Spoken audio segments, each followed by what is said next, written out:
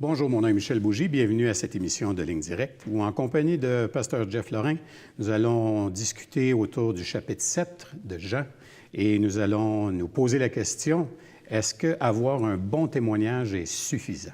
Restez avec nous.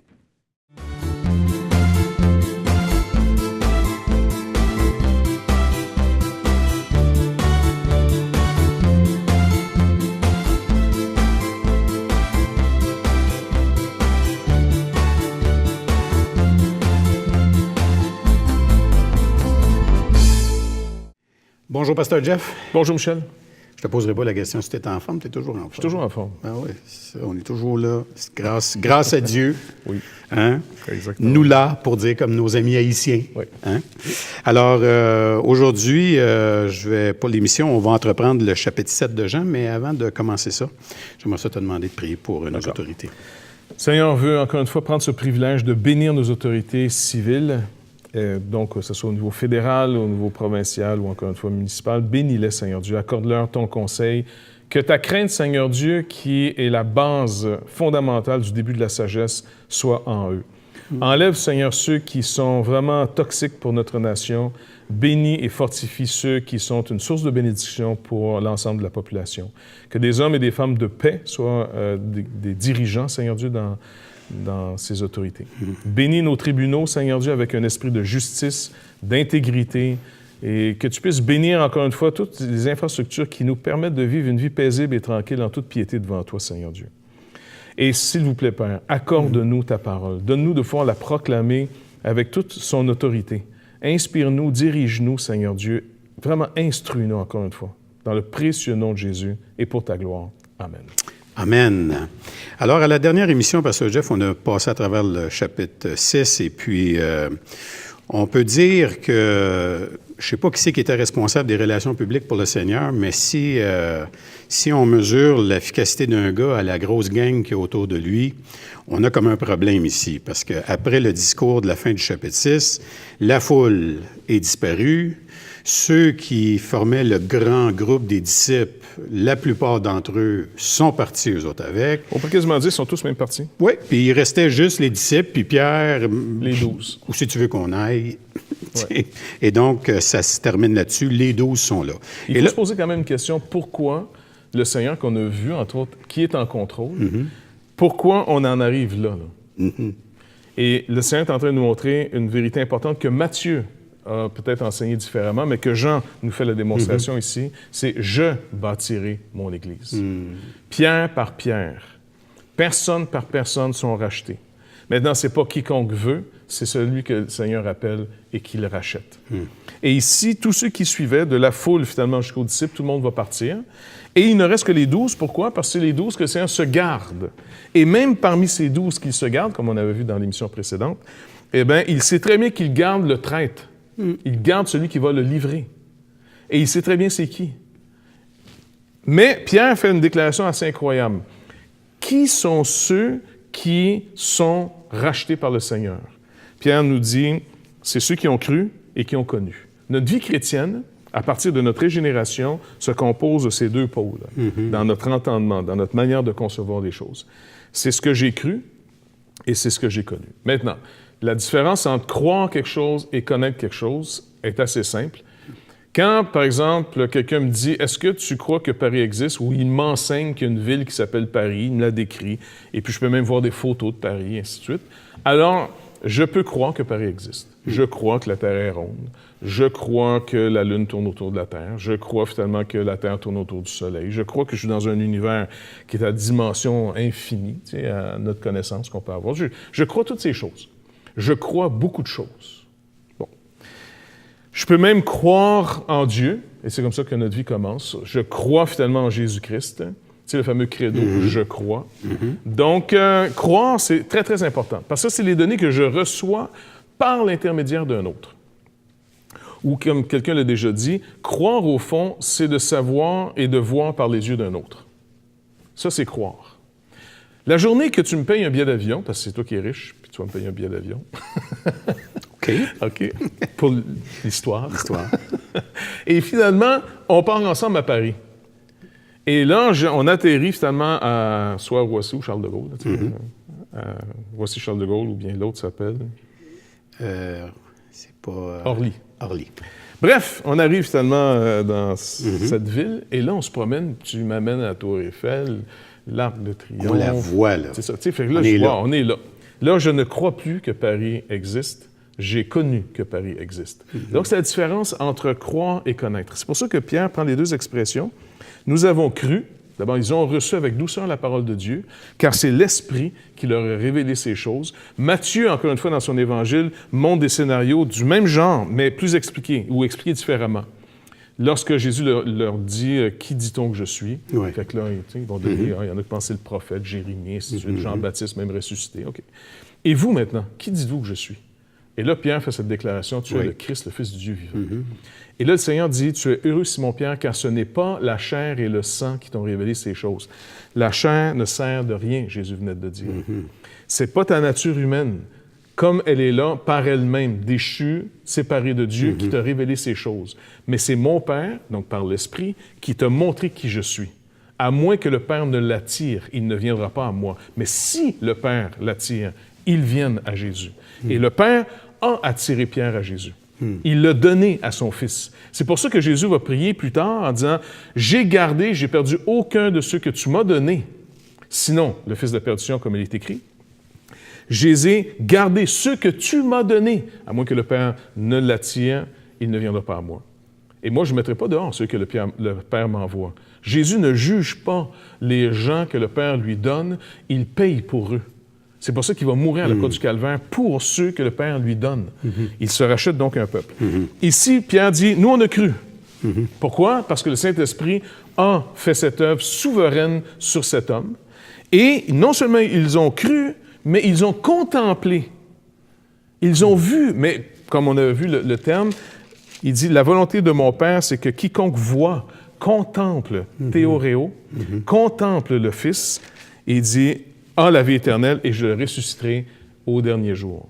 Pierre dit au Seigneur, nous on a cru, et ça vient de toi, et non seulement on a cru, mais en même temps on a contemplé ce qu'on a cru, c'est devenu donc, nous avons connu que tu es le Christ, le Saint de Dieu.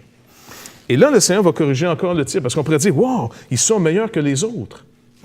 À première vue, c'est vrai. Il donnerait, écoute, tout le monde est parti, même les autres disciples sont partis, mais eux ne sont pas partis. Pierre dit non, nous on est restés, nous on a cru, nous on a connu. Et Jésus, il admet, c'est très bien. Regardez, Jésus répond après ça. N'est-ce pas moi qui vous ai choisi? C'est la raison pour laquelle ils sont là encore. Et le Seigneur montre sa souveraineté dans son choix au point que parmi ceux qui ont la vie éternelle, il se garde même un qui n'a pas la vie éternelle. Un qui est un traître, un qui va le livrer. Donc, j'aimerais qu'on puisse vraiment accepter ce que Jean est en train de nous dire, ce qui est très scandalisant. Vraiment, le Seigneur a plein contrôle. Mais ça, c'est aussi un repos pour nous. Parce que si ce n'est pas Dieu qui a plein contrôle, alors où est le contrôle? Il vient de qui? Dans le hasard? Dans ma chair déchue? Mes gouvernements? Les rois de ce monde? Satan? Les démons? Les anges? L'académique. L'académique. Donc ici, le Seigneur dit, non, non, c'est moi. Je fais juste une démonstration. Moi, maintenant, là, je recrée le monde.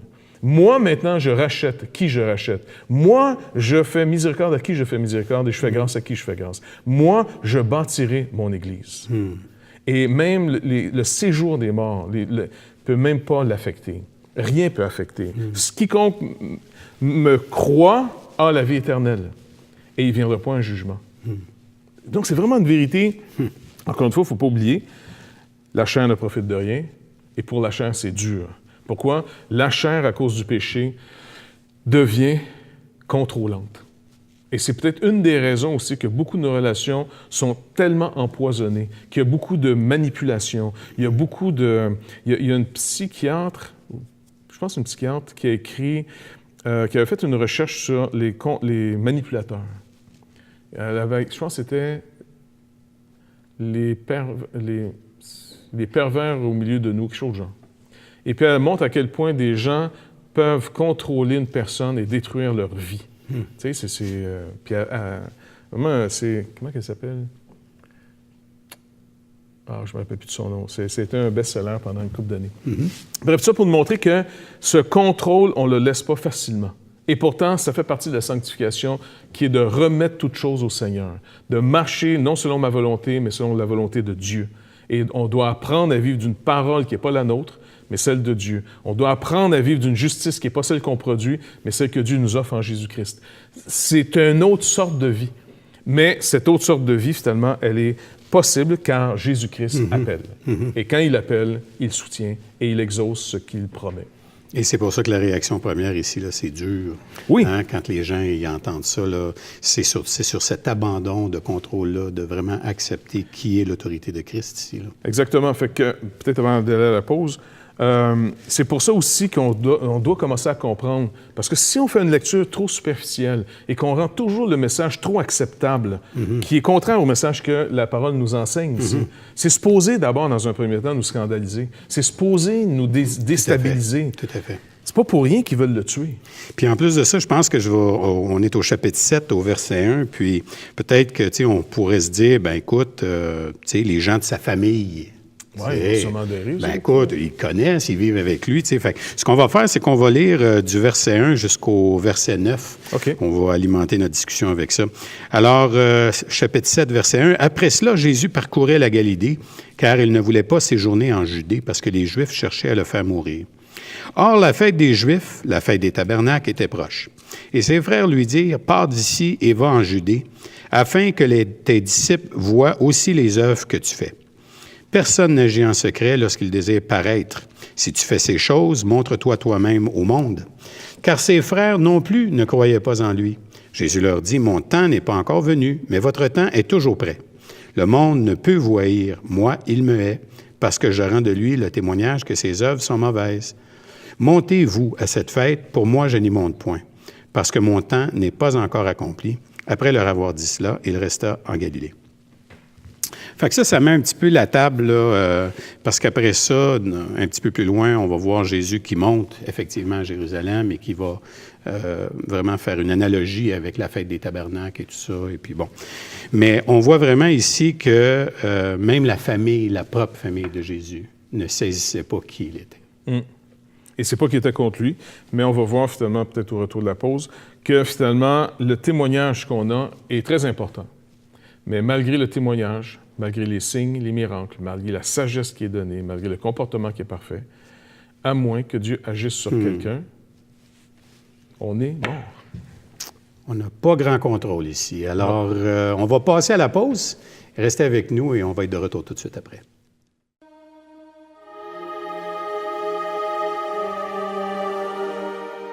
Toutchrétien.tv va être une ouverture, un outil qui va nous dépasser. Et tous les espoirs sont permis. Toutchrétien.com est donc là pour rester et grandir. Ce grand portail constitue en lui-même une plateforme unique d'études et d'échanges entre les chrétiens du Canada francophone et de la francophonie tout entière.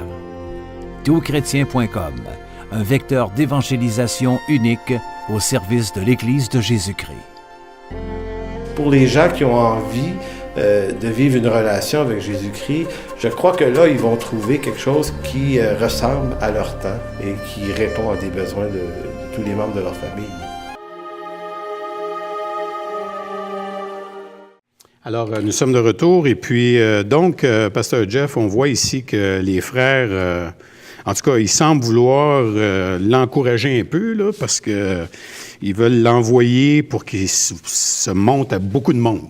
Oui, parce que c'est marqué « après cela ». Donc, après cela, le dernier événement, c'était tout le monde est parti. Il reste juste les 12. Fait qu'ils ont été témoins de ça, là, eux autres. Oui, parce que ça s'est fait dans la région où il demeure, Capernaum. Il ne faut pas oublier. Là, il a fait ça, c'est son discours-là à Capernaum.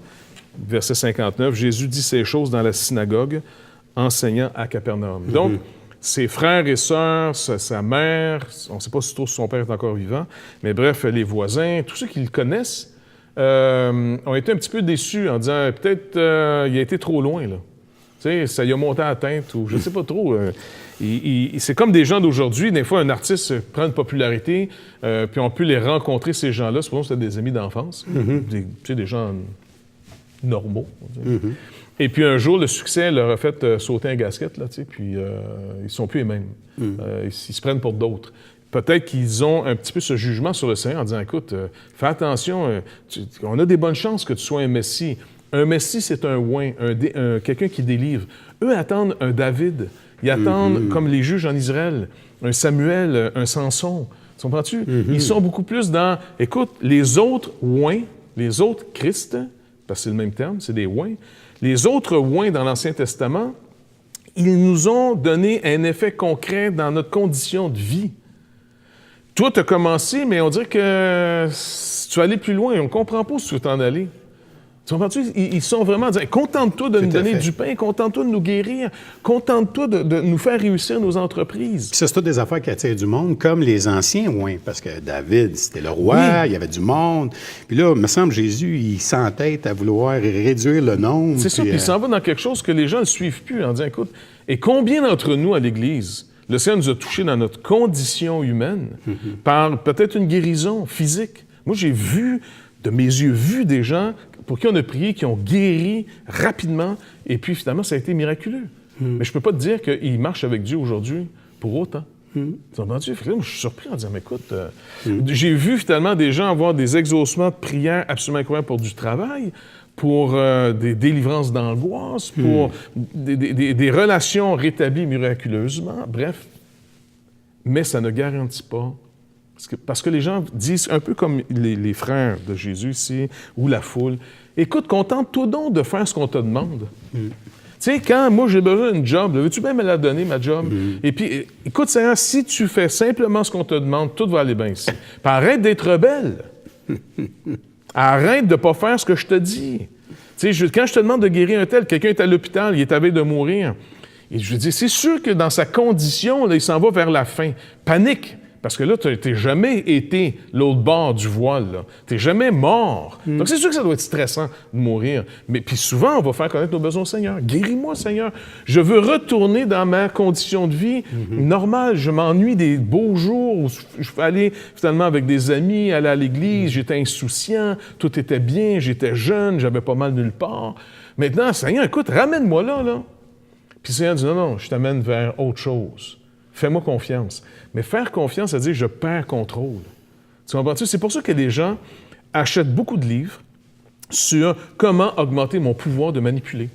Ou ça peut être même un autre titre plus biblique, on pourrait dire « Comment augmenter notre foi ». Puis là, on triple là-dessus. Hey, moi, j'achète un livre qui me dit des étapes pour augmenter ma foi, qui est au fond comment je peux mieux contrôler Dieu, puis comment je peux mieux contrôler les autres. Le Seigneur veut casser ce contrôle-là. Jésus-Christ seul règne. Il est Seigneur. Personne ne peut dire Jésus-Christ est Seigneur. C'est lui le grand, on pourrait dire, despote. C'est ça. C'est ça. C'est lui qui a le pouvoir absolu. Souveraineté absolue. Et puis, nous, on doit faire plier maintenant notre volonté à ses paroles. On amène toute pensée captive à sa parole. C'est lui qui règne. Donc, c'est dans ce sens-là ici que même sa famille est en train de dire, écoute, refais-toi une popularité, en d'autres mots. Quand Jean dit « Car ses frères non plus ne croyaient pas en lui », c'est pas qu'ils étaient négatifs. Ils croyaient qu'il était un homme avec beaucoup de pouvoir. Ils croyaient qu'il était vraiment exceptionnel. C'est sûr, ils ne sont pas aveugles. Ils l'ont vu faire des miracles. Parce que qu'est-ce qu'ils vont dire? Ils vont dire « Et ses frères lui dirent, verset 3, que tu nous as lu tout à l'heure, pars d'ici. » Pourquoi? Écoute, Capernaum, tout le monde est parti à la fête à Jérusalem. Donc, monte vers Jérusalem, va à cette fête, sors, on est dans le village, là, ici. Il n'y a personne. Là.